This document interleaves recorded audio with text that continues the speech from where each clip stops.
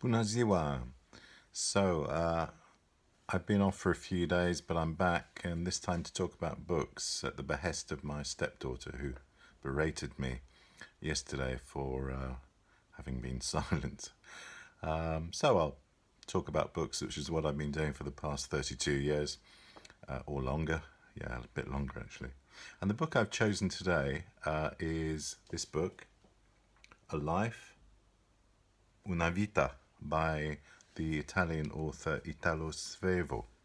And I'm not going to spoil the book for you by giving you the entire plot, but I'll just briefly outline the plot and you can read the end. I won't spoil the end for you. It's the story of Alfonso Nitti, who is a correspondence clerk for a bank, the Marla Bank, in Trieste.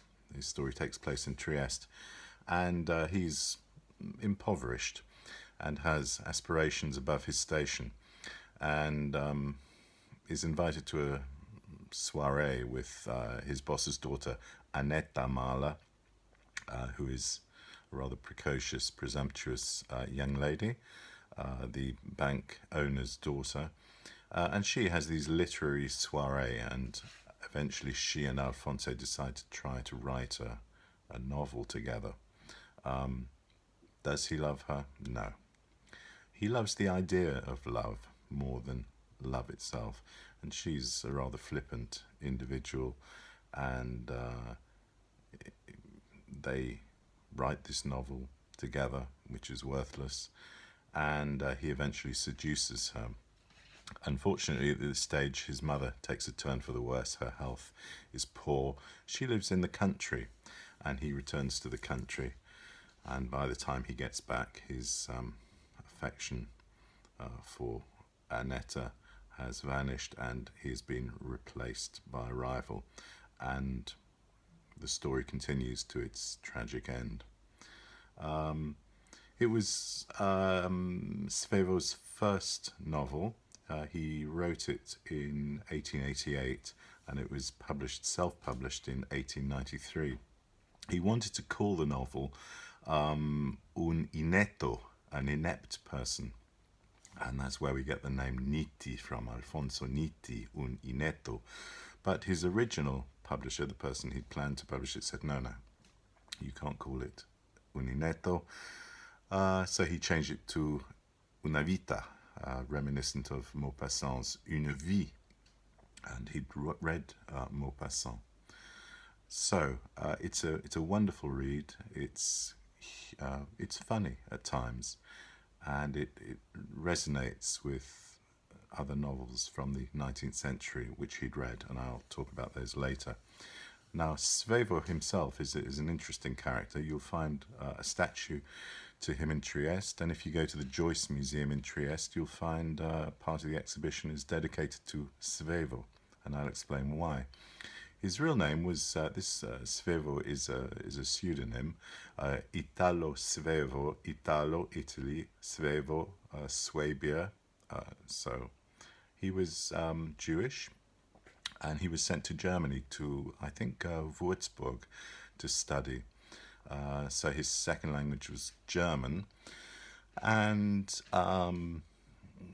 he Ettore Schmitz was his real name, Hector Schmidt, and his father was a merchant who went bankrupt. So Svevo had to spend the first 20 years of his life working as a correspondence clerk for the Bank of Vienna in Trieste. So very reminiscent of Nitti. And indeed, Nitti spends all of his spare time in libraries, and Svevo's desperate desire was to be an author. Well, after 20 years of working in a job he hated, he got married. He got married to a distant cousin, Livia Veneziani. And Veneziani were a paint company. Her father was the managing director of a marine paint company.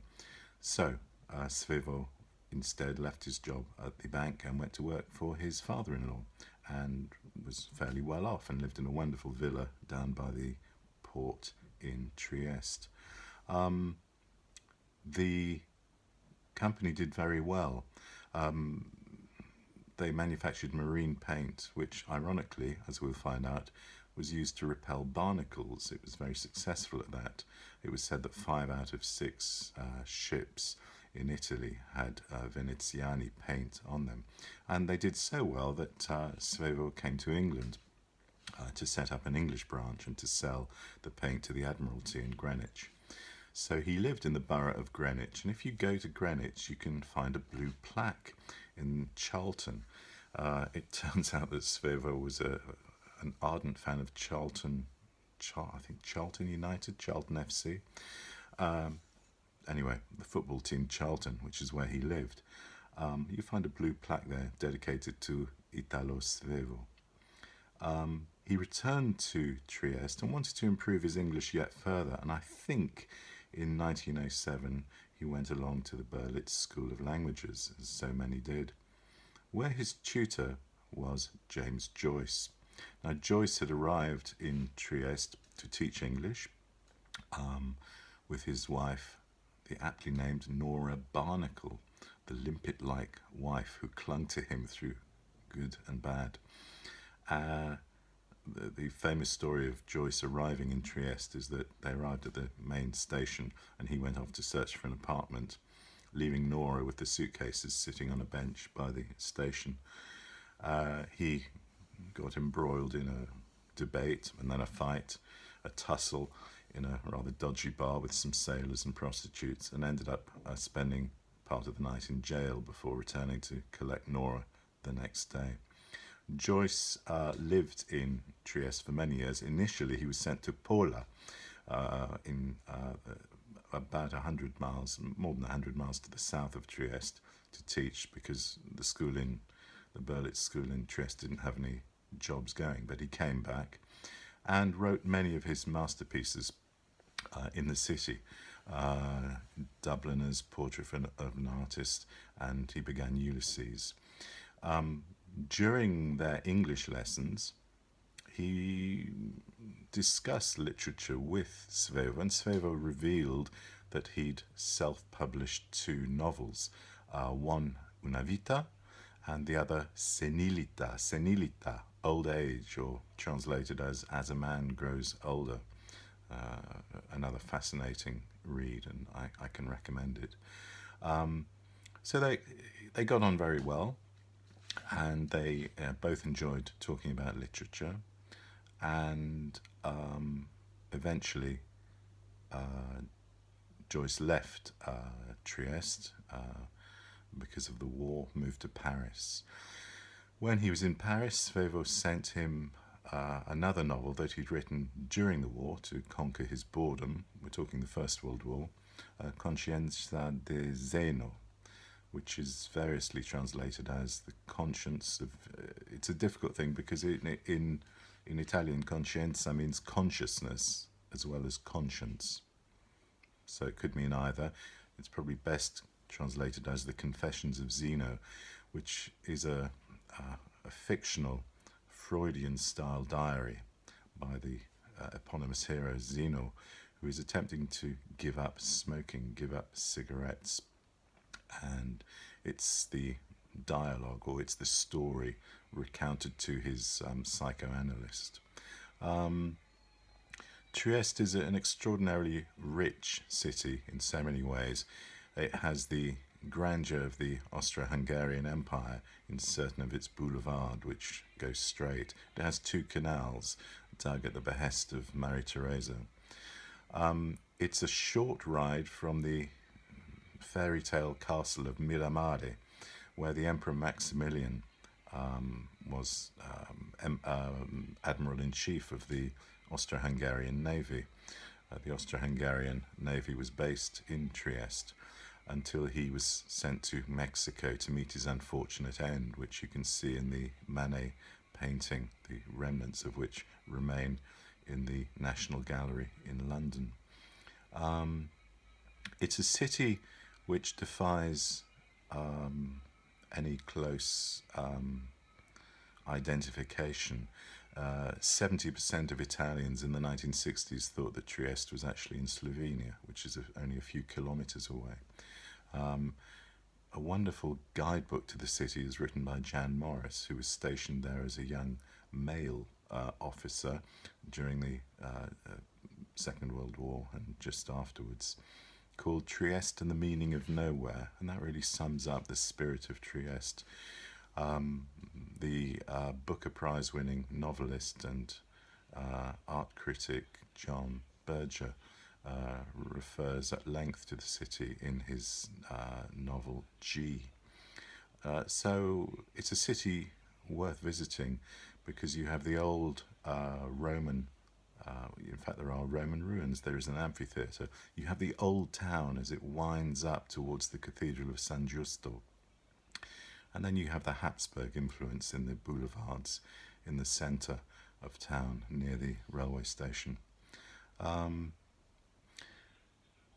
So to return to Svevo, Joyce recommended his Conscienza di Zeno, and it was picked up and became a bestseller in France and then latterly in Italy. So towards the end of his life, Svevo enjoyed a couple of years of fame and was lauded and praised in every cafe in Trieste as he entered. He's really the study for the character Leopold Bloom in Ulysses, and Joyce wrote to him and asked if he could use his wife Livia Veneziana, as a portrait for the character in Finnegan's Wake, Anna Livia Plurabelle. The interesting one interesting fact about Svevo is that he converted to Catholicism at the behest of his wife. His wife was a quarter Jewish, but wished him to become a Catholic. She was 3/4 Catholic. He agreed, went through the process, but died without any particular religion. He was an atheist. But during the Second World War, he was already dead by this stage, when the Nazis and the fascists in Italy were carrying out a roundup of the Jews, especially in Trieste. There's a shameful episode. It was one of the few concentration camps in Italy, in the old rice factory in Trieste itself. She refused to admit that she was Catholic and proudly declaimed that she was Jewish, and had to leave Trieste and go into hiding for the rest of the Second World War.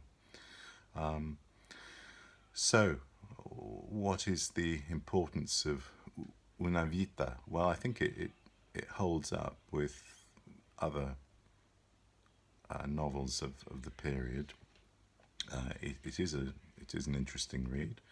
His prose is limpid, and the hero is reminiscent of Frédéric Moreau from L'Éducation Sentimentale in his listless attempts to cope with life and his ultimate failure. Similarly, he's reminiscent of Julien Sorel in Le Rouge et le Noir by Stendhal, where he seduces a woman without feeling any particular love or affection for her, but simply using her as a stepping stone to success in society. I recommend the book. I also, if you want funnier books, then Senilita is an extremely amusing tale of a man who suddenly realizes that his life has been wasted, and he realizes this when he chases a younger woman. And the confessions of Zeno are a very wry depiction of the attempt to give up smoking, which reminds me of Svevo's end.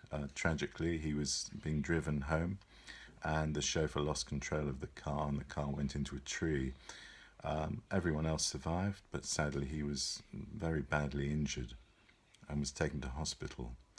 And he asked for a cigarette, and this was declined. And he said rather wryly, "It would have been my last cigarette." reminiscent of the Confessions of Zeno, and shortly thereafter he died. Do read it.